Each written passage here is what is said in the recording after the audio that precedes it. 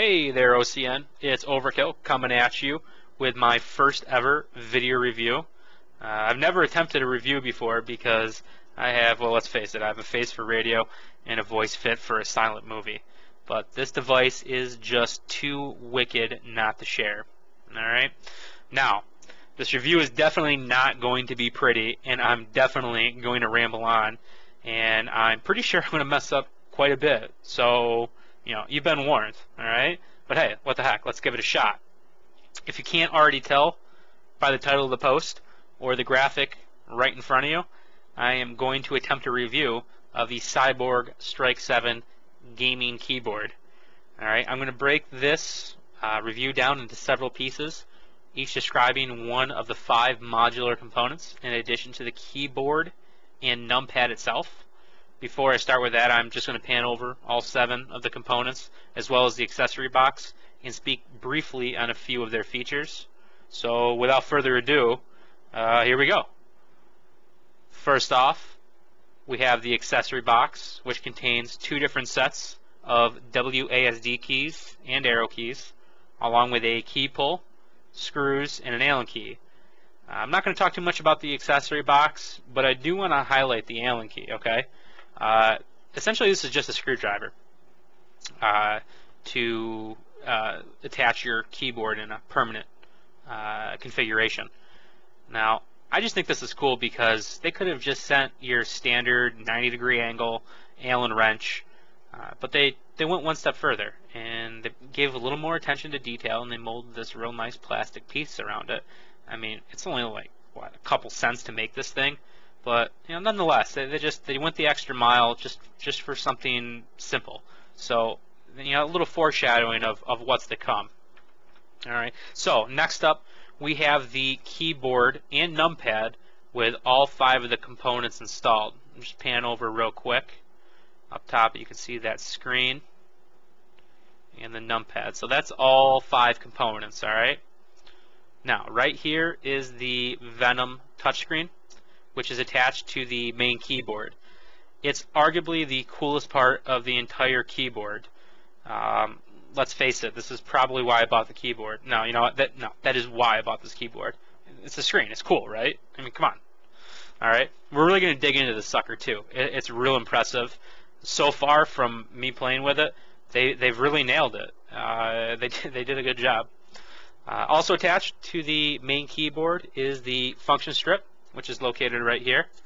It has 4 macro keys, and it also has some 3 other symbols on there. It looks like an enter key, a shift key, and a control key. Not really sure what that's all about. I'll see if I can figure that out and mention that later in the review. Also attached to the main keyboard is the palm rest and wrist rest.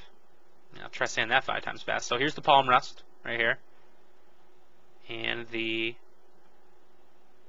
wrist rest.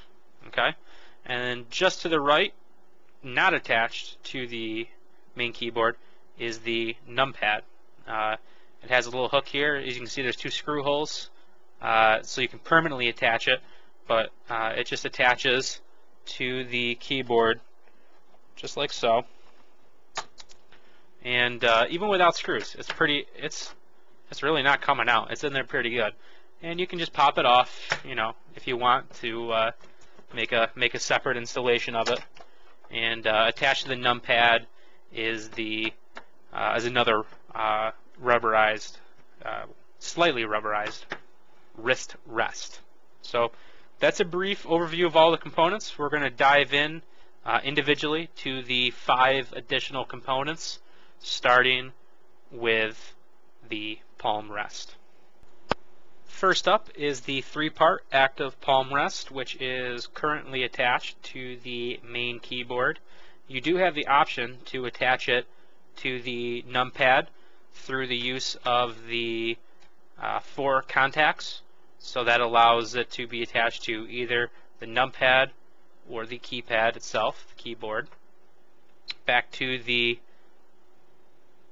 palm rest, we have I believe they refer to this as the action button. It's firm, but it wobbles a little bit side to side. Whatever. So what? It wobbles. know, thumb wheel feels pretty good. Appears to be metal. And the texture of this device. Now the whole keyboard, every component with the exception of the function strip has this kind of silky smooth rubberized texture to it. As you expect, a keyboard is going to have plastic parts, but it feels top notch. It feels like it's real high quality stuff, and it's great to see it across the whole keyboard. How well it holds up, who knows, time will tell. But right now, as it sits out of the box, it's sick nasty. All right, that's all I have to say. And that's the same. That's the same for the other wrist rest. This is the wrist rest attached to the main keyboard. It's got that rubberized texture and this kind of the same nameplate action that's going on with the palm rest. Now, even though the keyboard keys, those are laser etched, you can feel that they're laser etched. You can see that they're laser etched. These, I think it might be screen printed. Not that it matters, but it would have been nice to see it laser etched, but it feels screen printed, and over time, I'm pretty sure that's going to wear off. You know, wear and tear, you're going to see it, but hey, just pointing that out. And there is the final wrist rest, and this is also just completely rubberized. So that does it for 3 components right there of the palm rest and the 2 wrist rests.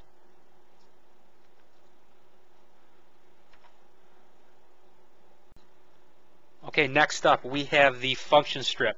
All right, from a design aspect, it's pretty sharp looking.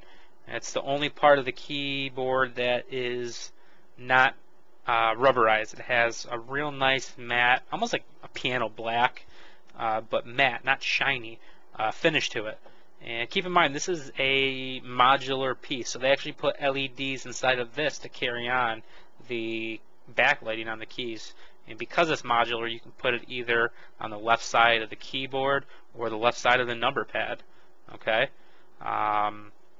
This contains 4 macros. So that's a total of 24 macros across the entire keyboard, whether it's on the keyboard itself, the numpad, the VENOM screen, or here on this function strip.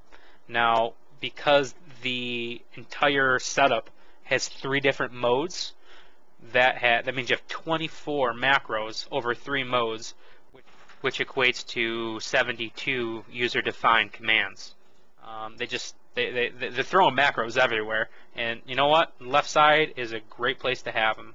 You know, it's right there, a short distance from your WASD. If you decide to use your WASD there, because let's face it, you could do it on the numpad. You can swap out those keys. Just the possibilities are endless. But all in all, that is pretty much the function strip. That sums it up. Macros. There you go. Alright, the component you've all been waiting for, the control module with VENOM TFT touchscreen. I just want to start off by saying my webcam does not capture the beauty of the screen. By no means is it a retina display, but it is, dare I say it, pretty close. Alright? The colors look washed out, oversaturated. They're not. That is because of the webcam. Whatever you do, if you take away anything from this video, the screen looks amazing. I know seeing is believing. You'll have to see it in person because I tried and tried and tried to get the screen to look as good as I can. That's the best I can do. Now, before we dig into that, I'm going to change the exposure settings so you can actually see the device itself, because I want to talk about the buttons that are on here. Now, the hard buttons, they have a sporty paddle shifter type feel. I like it. It's great.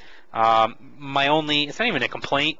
It's just maybe because I'm not used to it yet, but it doesn't feel flimsy. But just the way it is, I feel like I'm kind of break it off. I'm not saying that it's going to happen. Just that's the feel I get. Those are obviously volume up, volume down. We have speaker mute and microphone mute. Nice touch if you don't have those built in anywhere else. On the right hand side, you have the macro profile buttons. You can scroll through your 3 different sets, which give you those 72 user-defined macros. And as you can see, they are linked by color. Okay. I'm going to go ahead and we're going to change this auto exposure back down again so you can see the screen a little bit better. Again, I apologize.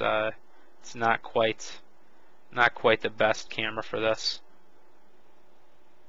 And looks like that's probably the best I can do for now. Alright, so we're gonna get out of this screen here. We're gonna just go to the main screen. Just press that button, boom, you're in your main screen. One button, you're really two buttons away from everything you need. Your main button. So let's say you're in your stopwatch. You hit your main button, and boom, you're into your media control buttons. So they did a good job. We're gonna break down one at a time here. Each little app, I guess you can call it. As you see, you got a time stamp and a date stamp at the top left, and your first app button is your launcher. Now the icons, they're beautiful. Not retina, but hey, I'll say it again, damn close. All right, they look pretty good. And right now I just tossed in Pandora and WordPad using the configure the software. This is called Smart Technology. Let's see, I got it running here. It's the S.T.R.I.K.E 7 product launcher app configuration, and you just go in there, real easy to use. The UI looks pretty good on it too, and we'll cover that in a little bit. That's just to show you the two apps, and you just press it and they launch quick. Next up, you have the media buttons. Normally they're a tactile hard button, and I'm glad that they didn't do that. Alright, they have this beautiful touchscreen, and they did such a good job of implementing the hardware that I'm so glad that they actually made this a touchscreen interface. It's literally a button and a touch away, and I'm glad they did it. Props to them. This next app is, I think, by far the coolest app of them all, and they downplayed it on their website, and I don't know why. And that is the volume control. Now you might be thinking, volume control, whoop-de-doo, but this volume control is amazing. All right, I've long wanted a peripheral device that allows me to control the Windows volume mixer. Here's a scenario: you're in game and you either have Skype going, and you got someone talking too loud, and you know who you are. All right, Country Club, and you want to turn down their volume of Skype. Well, you can actually scroll over to Skype, which is right there, and the icon is real crisp. It looks blurred and washed out here, but believe me, I'm sitting a foot and a half away from the screen, and I can tell that, hey, that's 39% Skype, and you can actually turn it up and down. So let's go over to Pandora. I'm going to press play on Pandora just to show you how well this works. So let's say you got it running already. You can mute it, and you can control the volume.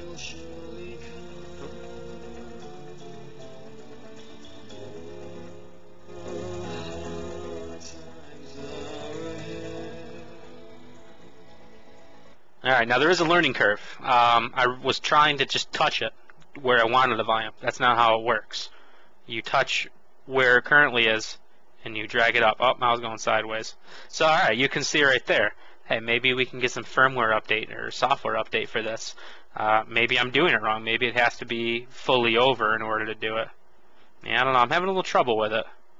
But you know what? That trouble is worth it. Well, there it goes. So maybe click below. I don't know. I'm having a heck of a time with it. But you know what?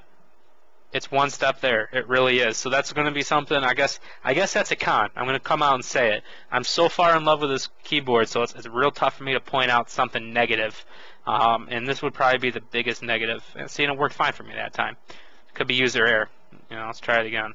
Yeah, maybe it's user error. It's working fine here. So, I don't know. I'll monkey with that. So that's that.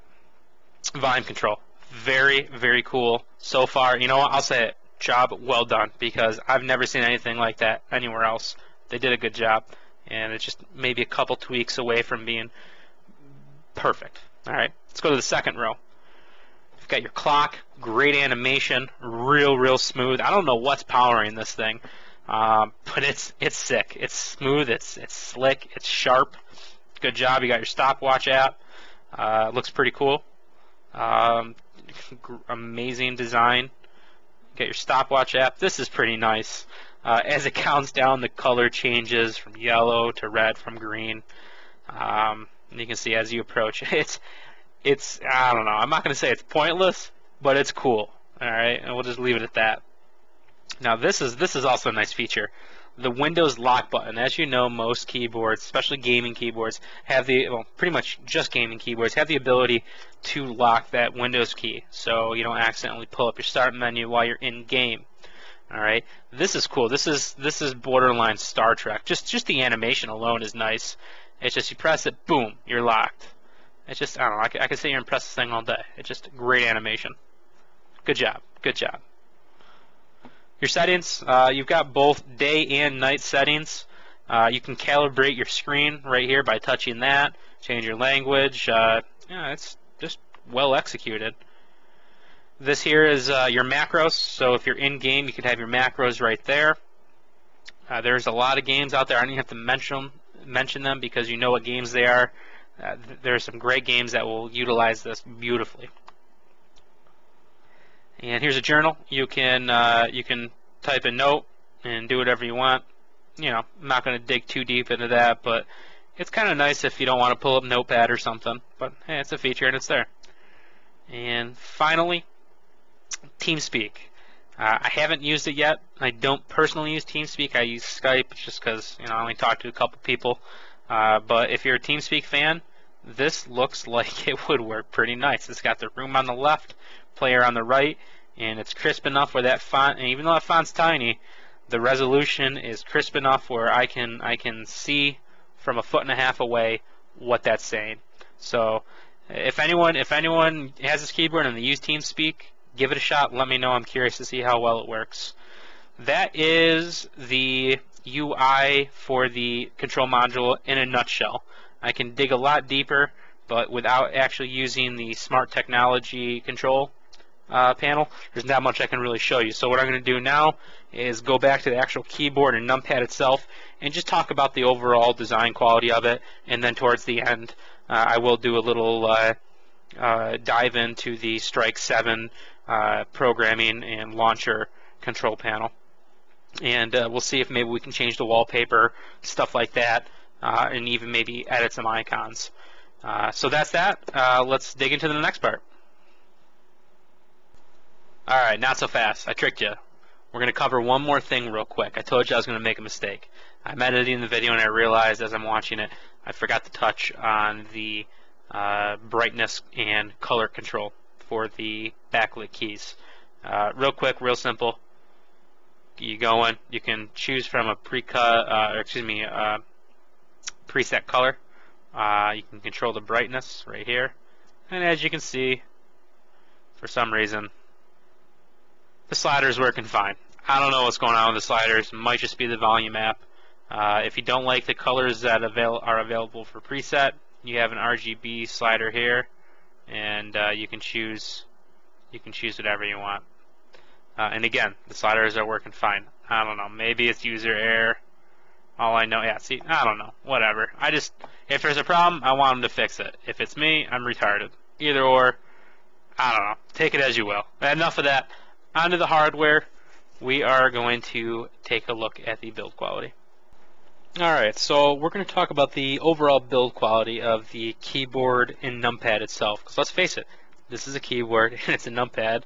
Enough with all the components. How does a keyboard and numpad work? Well, so far so good.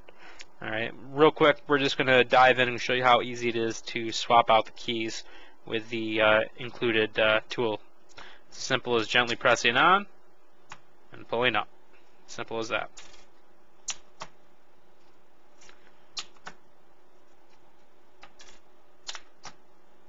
Alright, now they have different keys that you can put on.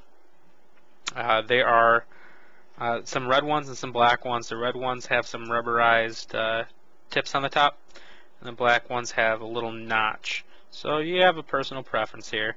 I'm going to load up the red ones just to be different. And it's as simple as hovering over, placing it where it's supposed to go, pressing in. Do it again with the A and the S.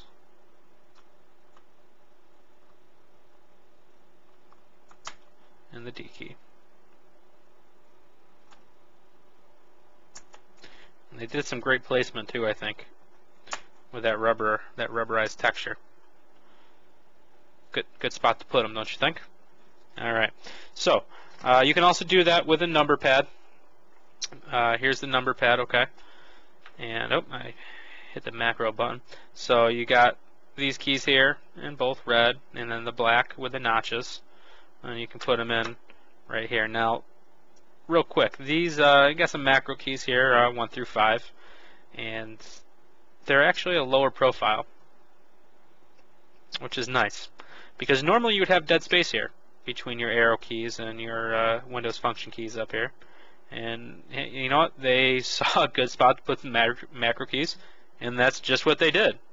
And they kept them low, so you're not going to accidentally hit them. Props. I think that's great. They didn't load this up with macros in unnecessary places, but they did put macros in all the right places, in my opinion. And coupled with the function strip and the control module, you've got a plethora of options, and it just doesn't feel cumbersome. So that's that. Let's take a look at the back of this keyboard. I know you think I'm crazy. Why do you want to look at the back of the keyboard? It just goes to show the quality of this keyboard. And you get a great product. You really do. This is the back of it. It's an aluminum chassis. You know, that stuff isn't cheap.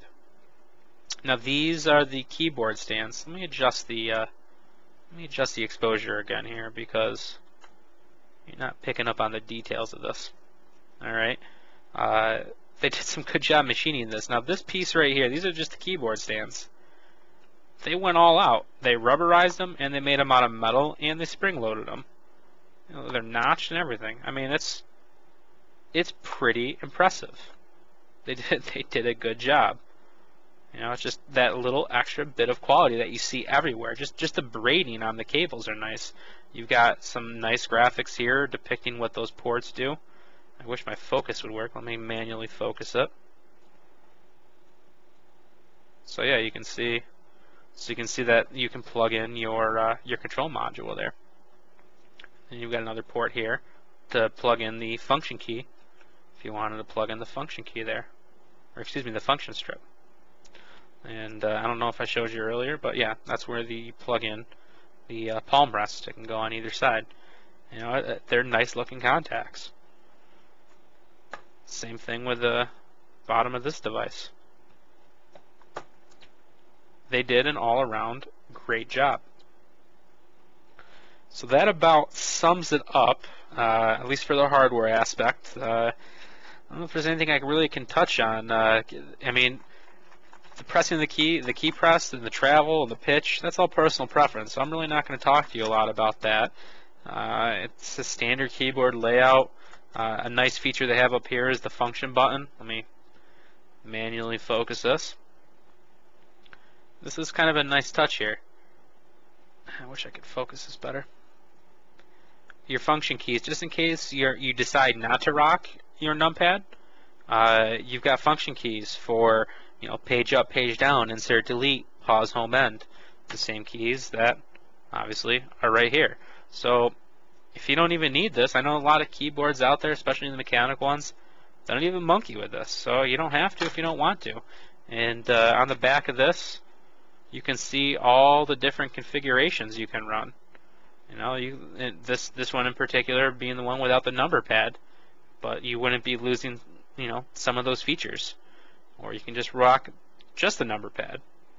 You know, there's a lot of configurations. You're only limited to your imagination, really.